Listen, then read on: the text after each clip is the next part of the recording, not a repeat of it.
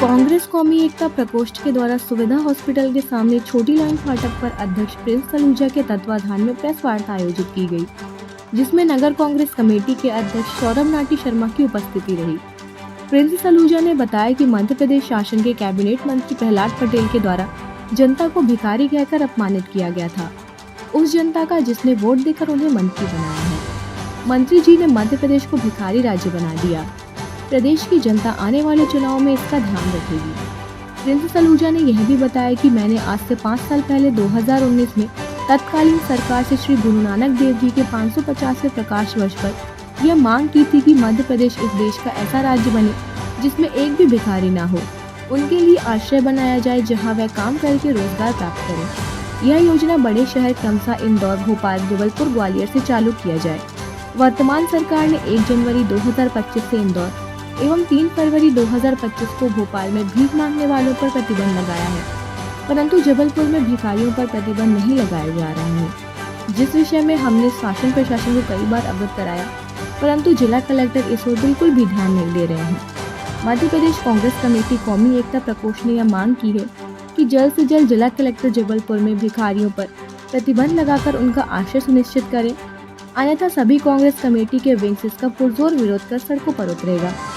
इस अवसर पर ब्लॉक अध्यक्ष बलवंत गुर्जर, गुड्डू नबी, प्रवींद्र चौहान, रितेश गुप्ता, सुशांत सिंह ठाकुर, अंश गुजराल, प्रभा सिंह, विष्णु विनोदिया, उमेश पटेल, राकेश चक्रवर्ती आदि उपस्थित रहे।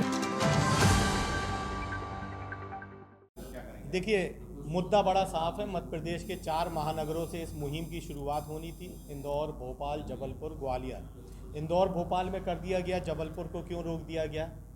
इस मॉडल को अगर इन 4 जिलों में लागू कर दिया जाता है तो उसके क्या प्रभाव होते हैं देखने को मिलते हैं। उसके बाद पूरे राज्य में लागू किया जाता है, मगर इस प्रदेश की सरकार की इच्छा शक्ति नहीं है कि इस मुहिम को आगे बढ़ाया जा सके। बल्कि मेरे को तो ये लगता है कि समय समय पर ये भोपाल और इंदौर में जिस तरीके से किया गया उस आदेश को भी ये समाप्त कर देंगे।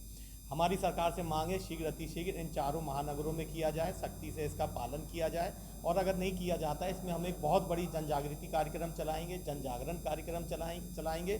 जिला प्रशासन को जबलपुर के मजबूर करेंगे कि आपको ये आदेश को पारित करना पड़ेगा। जब भी कभी प्रभारी मंत्री आएंगे उनसे हम मांग करेंगे और उनको दिखाएंगे कि जब इंदौर और भोपाल में किया जा सकता है और जब इस मुहिम की शुरुआत जबलपुर से प्रिंस सलूजा जी के द्वारा की गई थी तो जबलपुर में इसको लागू क्यों नहीं कर रहे? हम हर स्तर से, समाज के हर वर्ग से, समाज के हर संगठन से हम लोग मांग करेंगे जाके कि इस मुहिम का आप हिस्सा बने। एक जन जागृति फैलाते हुए, जनमानस को इकट्ठे करते हुए सरकार पे हम लोग दबाव बनाने का काम करेंगे। ये अनुजा जी ने कब से शुरुआत की? ये 2018-19 से शुरुआत थी और 2019 में जब हमारी सरकार थी, पीसी शर्मा जी ने इसको लागू करा था।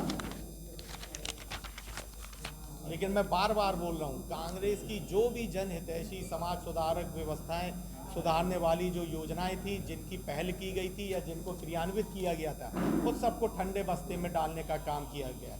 आप सोचिए, इस शहर के किसी भी व्यक्ति से अगर आप इस मुहिम के बारे में पूछेंगे तो वो कहेगा ये एक सकारात्मक मुहिम है और समाज में इसको होना चाहिए।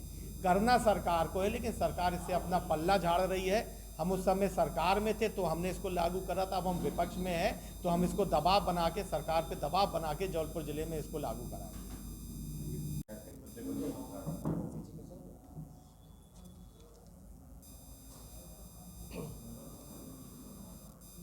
हमारे सम्मानीय मंत्री जी मध्य प्रदेश सरकार के, इन्होंने जनता को भिखारी कहकर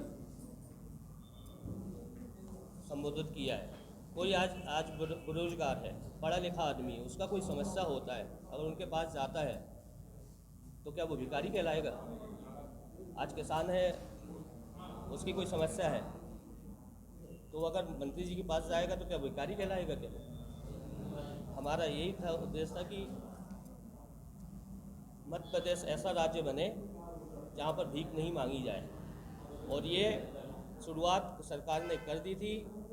कमलनाथ सरकार थी जब, उस समय हमने उनसे निवेदन किया था, उसको हमने प्रोसेस में रखा, और उसी हिसाब से पहले इंदौर, फिर भोपाल, फिर जबलपुर में, फिर ग्वालियर, 2 जगह तो उन्होंने प्रतिबंध लगा दिया, ठीक है, लेकिन जबलपुर में अभी नहीं लगा है। और इस बीच में मध्य प्रदेश सरकार के माननीय मंत्री जी ने देश के मतलब प्रदेश के लोगों को बेकारी कह के संबोधित किया। हमारा ये है कि हम तो बेकारी मुक्त प्रदेश बनाना चाह रहे थे, लेकिन उन्होंने बेकारी युक्त प्रदेश बना दिया है।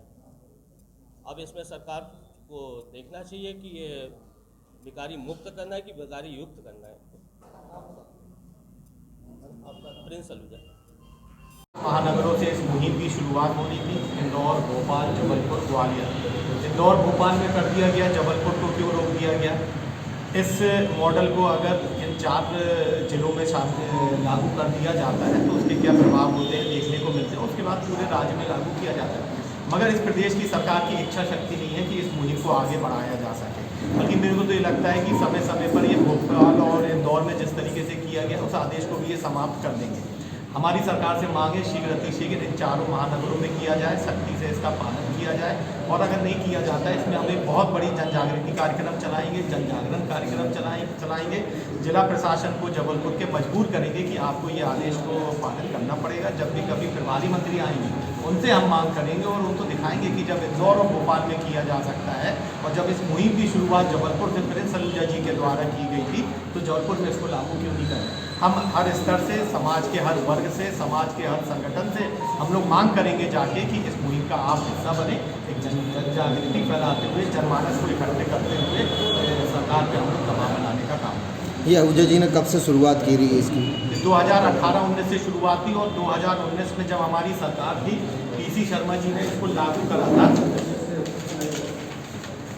लेकिन मैं बार बार बोल रहा हूँ, कांग्रेस की जो भी जनहितैषी, समाज सुधारक व्यवस्थाएं सुधारने वाली जो योजनाएं थी, जिनकी पहल की गई थी या जिनको क्रियान्वित किया गया था, वो सबको ठंडे बस्ते में डालने का काम किया गया। आप सोचिए, इस शहर के किसी भी व्यक्ति से अगर आप इस मुहिम के बारे में सोचेंगे तो वो कहेगा ये एक सकारात्मक मुहिम है और समाज में इसको होना चाहिए। करना सरकार को है, लेकिन सरकार इससे अपना पल्ला झाड़ रही है। हम उस समय सरकार में थे तो हमने इसको लागू करा था, अब हम विपक्ष में है तो हम इसको दबाव बना के, सरकार पे दबाव बना के जबलपुर जिले में इसको लागू करें।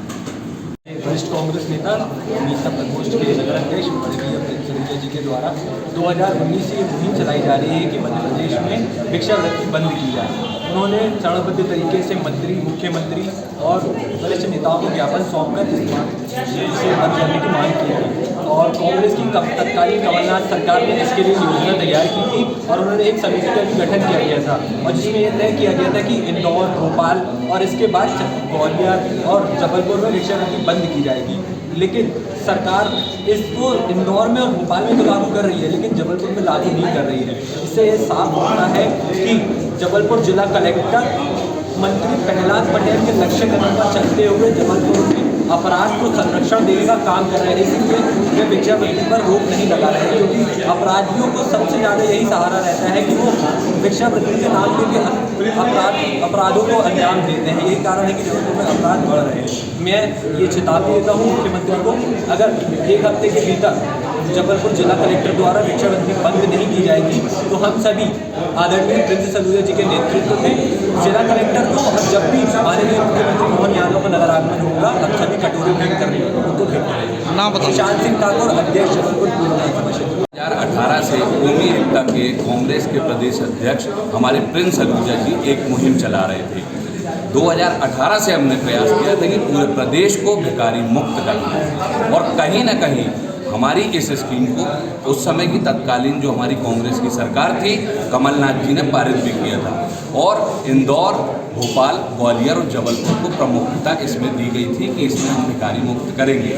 लेकिन इस समय भाजपा में घमंड से चूर एक मंत्री ने पूरे प्रदेश को ही भिखारी बना दिया। जहां हम एक भिखारी मुक्त प्रदेश चाह रहे थे, पूरे मंत्री और पूरी भाजपा हमारे पूरे प्रदेश को भिखारी युक्त बनाने में लगी हुई है।